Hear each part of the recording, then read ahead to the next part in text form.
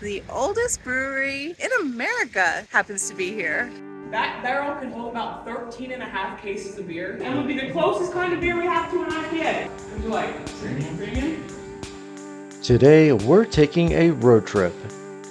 This is a great time of year to take a road trip through Pennsylvania, so that's what we're doing. The fall season is beautiful. We get a lot of amazing colors going through this countryside, so we're enjoying it. But we have a very specific destination in mind.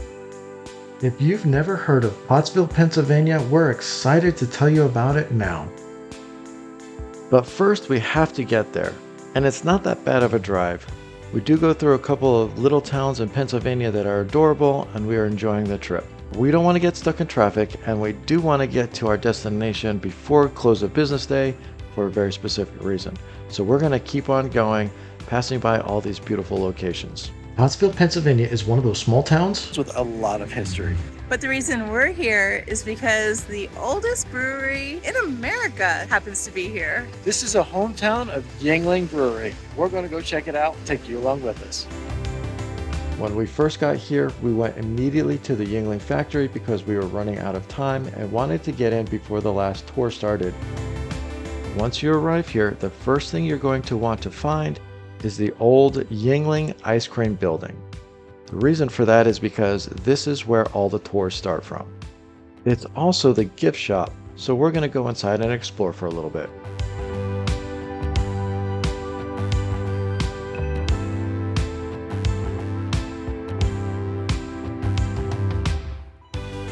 After the tour, you can come back in here and purchase some of these gifts yourselves, or find out a little bit more information about Yuengling and the history here. Since we've already been here once before, we didn't need to come back to appreciate everything you're saying now. Let's go across the street where we're going to start the tour. Once we're done the tour, we'll end back up in the tasting room across the street. Your cell phones and cameras are good throughout the whole tour. There is about 150 steps. They're all out once, about 80 up, 80 back down. We'll take small breaks in between. Welcome to America's oldest brewery. We were founded back in 1829 by David G. Yuengling.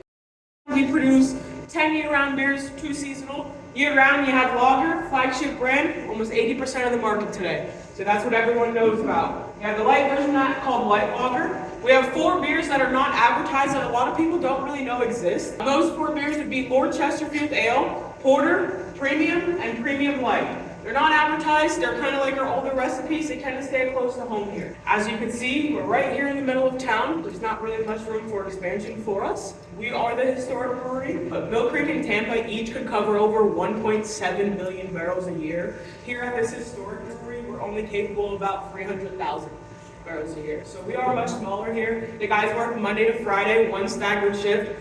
Mill Creek and Tampa work 6 days a week around the clock.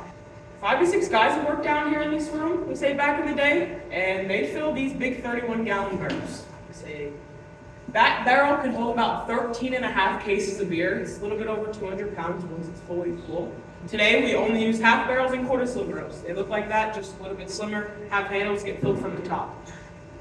Same, but 5 to 6 guys working down here would fill those barrels, about 900 to 1,000 of those a day. They'd load the barrel onto the machine, pull down the handle start filling the barrel of beer. By the time they would load on the 4th one, first one was already full. Once they fill it, they grab one of these bungs and a rubber mallet, and they had one chance to seal this tiny hole right here. But if they didn't seal that hole, that beer flew absolutely everywhere. And if that keg didn't make it, it was the guys' trick down here. The employees were allowed to drink on the job until OSHA came involved, of course. But still they call themselves Segoons, and none of them really asked for a transfer out of this location. But like I said, it was a hard, heavy working job. 900 to 1,000 of those barrels a day, about like 200 pounds a piece. It wasn't easy. But once they'd seal the hole, they'd roll it to the guys behind them. And eventually roll them down the caves and rack them and get ready for aging and fermenting. That was the whole purpose of the caves. There was no refrigeration back then. So we dug out these caverns. It's always about 50 degrees down here, no matter the weather outside. Dairy and ice cream was around from 1920 until 1985. When 1985 came around, that's when Dick took over and actually purchased the brewery from his father. He did not inherit it. They were in a tough spot. He took out a loan, bought the brewery from his father, shut down dairy and ice cream, sold it to the church. Eventually got sold over the years. Put all his money and focus into beer, and here we are today. Came in office in 1985, brought our lager recipe back in 86, and Then we had brought Premium Light and Black and Tan in '87. Prior to Dick being in office, we only had Porter, Premium, and Lord Chesterfield Ale. When he brought that lager back and say in '86, that put us on the map, and that's why we're so booming in the '90s. Along with those dairy and ice cream business, and the beer beers, we were allowed to produce small amounts of that porter beer, like I was talking about. One of our oldest recipes, one that's not advertised. Porter beer back then was seen as medicinals. It is the most nutritious beer we brew, and it is very high in iron. If you were a nursing mother or someone of low iron during the time of Prohibition, you would actually be able to go to your doctor. They'd write you out a prescription, and you had about 3-4 days to take it to your brewery and pick up before it expired on you. There is a very old prescription across the street in the tasting room. This side that we're walking through was closed from the start of Prohibition in 1920 until 2004. And that's when Yuengling decided to reopen the caves for touring, celebrating our 175th anniversary. Those rest tanks would align the cave's walls, holding about 20 to 30 of those bigger 31-gallon barrels out front. The rest tanks were a part of aging and fermenting. Today's rest tanks are stainless steel, probably almost 100 times the size of that one right there, and can fit up to 900 to 2,000 of today's barrels. We only gave you a small portion of the history you learned about the racking room and caves. Now let's move on to the rest of the brewery. After a quick walk into the heart of the factory, we make it to what was originally the break room. This is where the men that were employed here were able to come and get a couple of beers, relax, eat their lunch, or finish out their day before heading home. There's still a lot more to see, so we're going to continue on the tour. This would be the brew house floor. Right now we're surrounded by the bottoms of the kettles. That far right corner was the power source back in the day. Guy working that machine would stand on a rubber mat with knee-high rubber boots so he didn't get electrocuted. Believe it or not, they used it up until 1985. It takes probably 5 to 6 hours to brew a batch of beer here. Wintertime, they normally do 1 to 2 batches a day. Summertime, they're doing 2 to 3 a day. First stop is going to be right here to my left. That tank is known as a cereal cooker. They're going to add in corn grits, barley, and water. You can brew your beer in 5 to 6 hours, but by the time it gets put into a can, a month has basically already passed. Fermenting is about 7 to 8 days. Aging is another 12 to 14. Once done fermenting and aging, they'll have a quality control team, brewmasters, taste everything, pour a few beers out, make sure everything matches up in color and taste.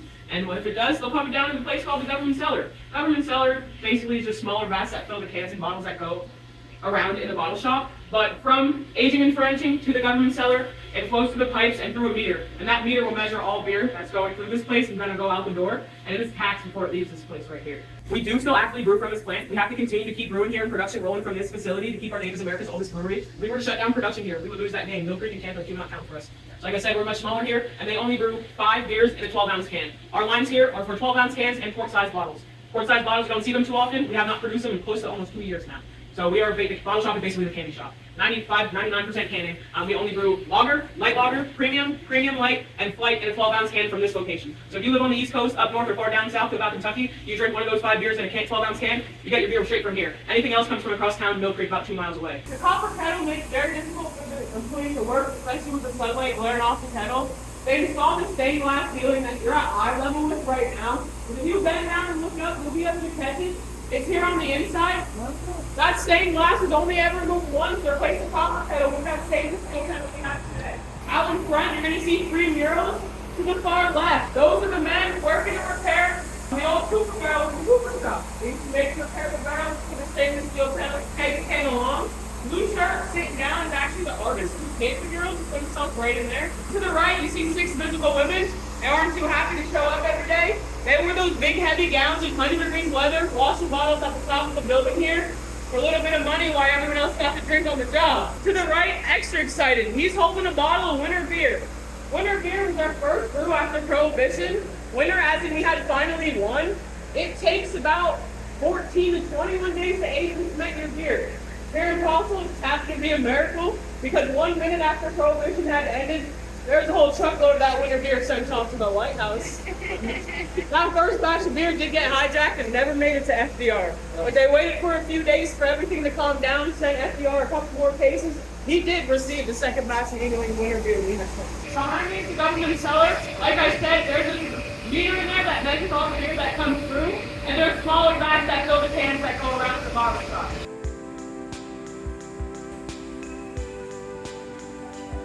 That was an amazing tour, but let's get down to the brass tacks of it. We really want to taste these beers, so let's head over to the tasting room and try some for ourselves. This Brown Handle is Birch Beer Soda. There is no alcohol in it, and we do not make it. I repeat, there is no alcohol in it, and we do not make it. So the only way to purchase this would be by growler to go. This green one is Lord Chesterfield Ale. This is our pale ale.